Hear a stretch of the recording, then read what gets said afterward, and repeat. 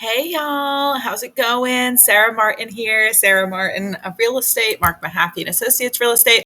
I was getting ready for a tour this morning in Five Points, Clark County, Georgia, and I had to pull up some data. So every single time that I do a buyer consultation, something that I really like to do is pull up market statistics so that the buyers have an active pulse on what's going on, and just to be able to share, not just coming from my mouth, but the numbers.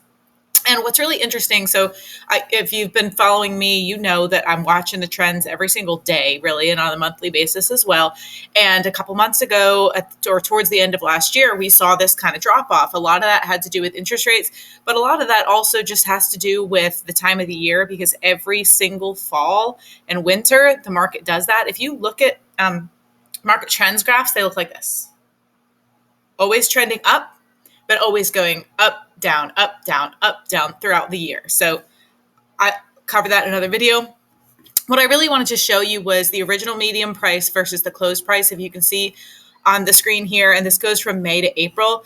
And we all know the last 2 years during COVID, the market has been nuts. People were paying way over asking price, and they were even paying more than appraised value in a lot of cases with appraisal gaps. If you have questions about what that is, ask me.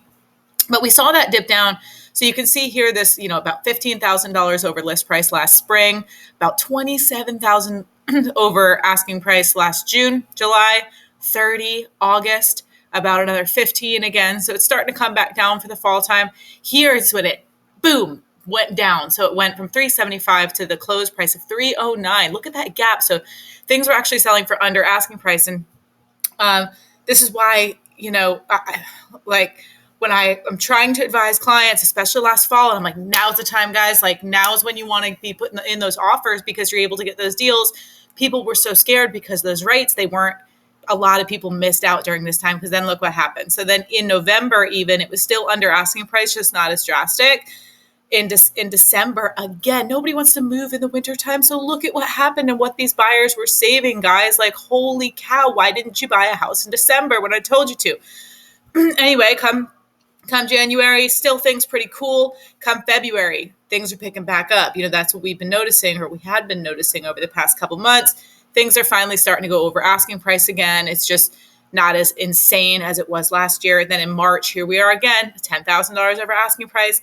And now look, now we're into April, and it's like $20,000, $30,000 over asking price in the median homes, because we're in this spring hot market. Now, that doesn't mean there aren't deals to be had, but you have to be strategic. You have to have a realtor that knows what they're looking at with these numbers to be able to help you guys get the house that you want and save you the most money possible. Or when you're selling a property, you need a realtor that understands how to price your home appropriately so that you maximize the amount of money that you're getting in your pocket. I hope that this was helpful for somebody today, and I hope y'all all have an awesome weekend. Bye.